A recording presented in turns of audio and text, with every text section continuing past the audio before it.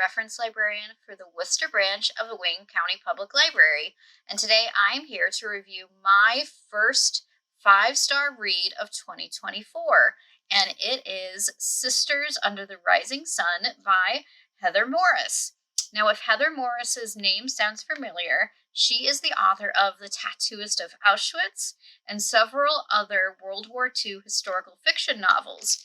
Now, her novels are all fiction, they're made up, but they are based on real people and real events.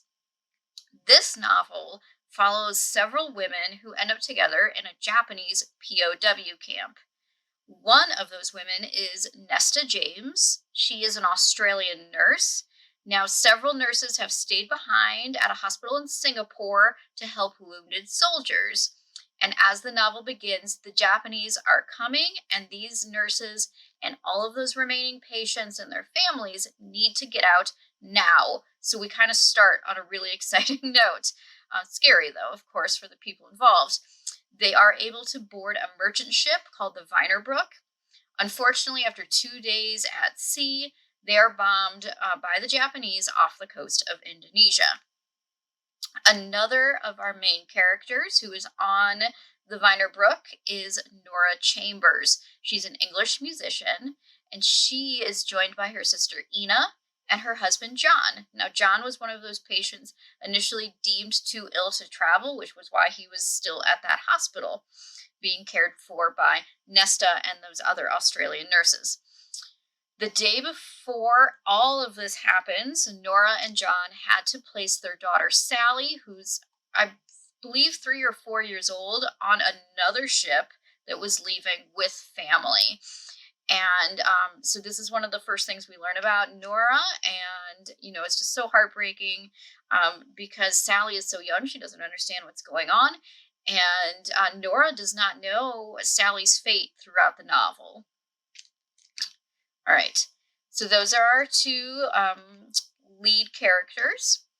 After about 24 hours at sea, Nesta, Nora, and all of these other people reach this remote island where they are either captured or surrendered to the Japanese.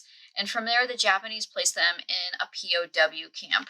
However, the men are quickly separated from the women and children.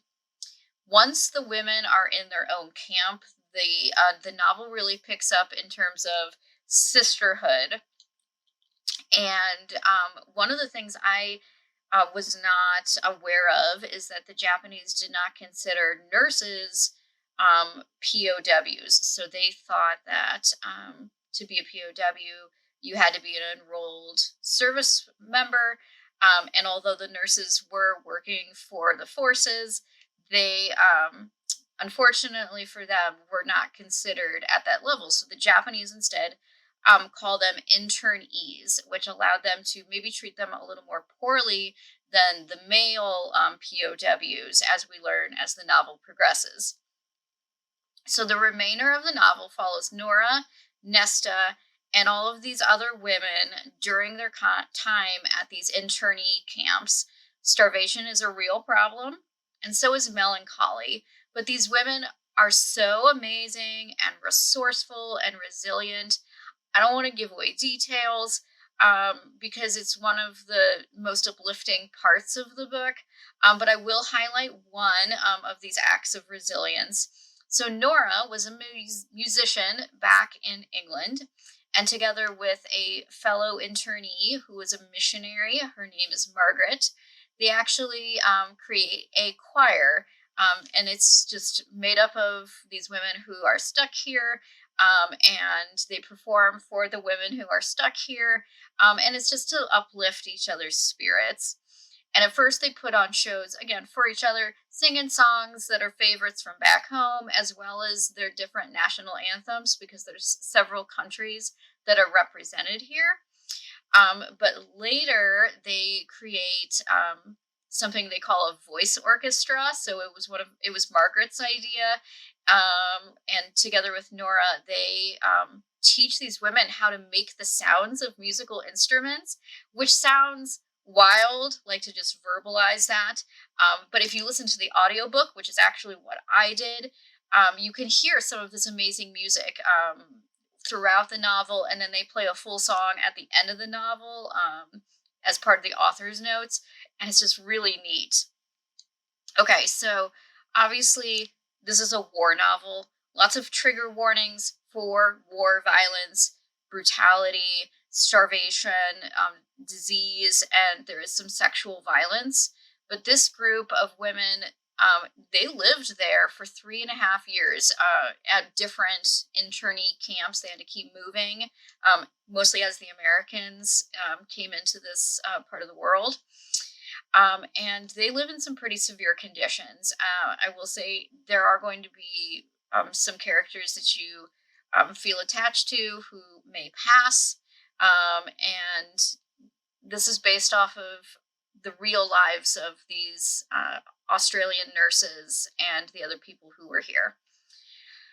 So I'm saying these things, and this novel may sound bleak, and at times there might be a few bleak moments, but overall, it is actually this amazing story of bravery and courage. These heroic nurses and missionaries and all these other women come together, and it's so lovely to see how they are able to help each other make it from one day to the next, and how strongly and fiercely they protected the children that were with them. So, at the end of the book, you can actually see several photos of the actual women that are in the novel. There is also an author's note, some more photos. There's also an author's note with some follow-up information about the events that took place. And then there are notes from both Nora and Nesta's family members that are still alive that spoke to Heather Morris in the writing of this book. I thought it was just lovely. If you are looking for a story with strong women fighting against all of the odds, definitely check out Sisters Under the Rising Sun.